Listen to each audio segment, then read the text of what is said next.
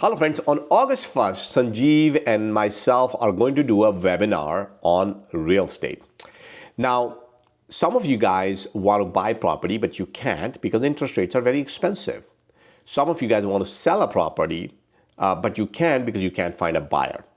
So this is basically a common answer you're probably hearing around you. People are probably telling you one of these problems, like I want to buy, but I can't afford anything because the rates are too high. And sellers might be telling you, hey, I want to sell, but I can't find somebody to sell to. But that is not how the entire US economy is. There are sectors, there are pockets in the country where there's a lot of rental demand. There's pockets in the country where there's a lot of buying and selling is happening. It just depends which area. Bay Area is a little bit difficult because it has gone up a lot, so it's not that easy to digest those kind of moves. But a lot of other areas are doing just fine. So one part of the webinar will be dedicated to understand which areas are doing good, which areas are doing bad, where the income growing, where the income is dropping. So we'll talk about macroeconomics of little markets. If you are interested in a particular area, then I strongly urge you to leave it in the comments. Tell me, hey, I'm in this area. Tell me a little bit more about this area. Put it in the YouTube comments. I'll be happy to share that information with you. I'll bring it all up live on the webinar as well. So that's one part of the segment. Other part is financing. So a lot of people struggle with financing, but what a lot of people don't know is on July 1st, not July 1st, July 4th, you guys know that Trump accounts went live. So that way, you can contribute for your kids' future under Trump accounts. But on the same day, something else actually happened. That happened with SBA loans. Now you qualify for up to $10 million in SBA loans. So I was looking at some of the requirements and some of the programs. Again, that's a topic for another day. It's like a big topic on its own. But just kind of give you a reference. I was looking at some loans. 10-year loan was available for like 5.9%. I mean, that's a very good rate in today's market. So I'll talk a little bit about the financing aspects of the things. What are some of the options out there that can help you? So that would be, I think many of you guys would love that. And that is applicable to anyone who looks at real estate as a business. And there could be, maybe you're renting it, maybe you're leasing it, maybe you want to build a manufacturing facility into it. There could be a lot of things that you might be doing with property. So that we'll talk a little bit about financing as well.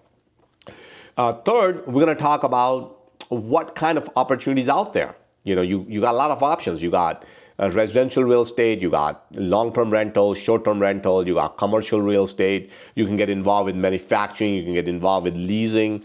So a lot of different aspects that we can play with, especially if you're a high income earner. So we have to see all kind of those opportunities out there that can actually get you 30-40% of depreciation in your income. So imagine just for a second, okay? Just for a second. If you're married filing jointly and you have $1 million income, most likely you're going to pay roughly, if you're in California, probably around 40% of that in taxes. Then out of that $1 million, $400,000, boops, gone, right? What if you can write off half of that, right? That means your income now drops from 1 million to 500,000, maybe a little bit more. Let's just say you write off $600,000, $700,000, so maybe you bring it down to $400,000 or $300,000. Then you have your standard deduction, you got your itemized deductions, maybe you bought some cars, some other business expenses, whatnot, and you drop it down to $200,000. There could be a lot of opportunities if you plan things properly, but the time to do that planning is not in November and December, right? So what's going to happen is right after the Wealth Summit, which is going to be happening on October 25th, a lot of people are going to be rushing to set up appointments.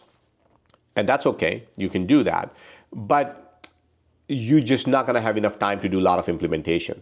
If you think about these strategies right now, during the summertime, in July, August, September, I think you have plenty of time to execute. And I think this real estate webinar can be a great stepping stone for that. So there's going to be a lot of opportunity that I'll be talking about and sharing all of that with you guys during this webinar. So once again, it's on August 1st, Saturday, 10 a.m. to noon.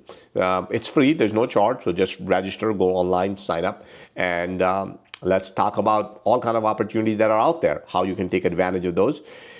And if you want to sign up for Wealth Summit, so I'll have a special discount for you for Wealth Summit as well, but I'll give it to you right now. If you made it all the way up to this video, then use RE25 as the discount code, and you get 25% off your Wealth Summit tickets. So if you were to use that code right now. In addition to that, you will get 4 free tickets to Diwali Mela as well. So that is probably close to about $80 value.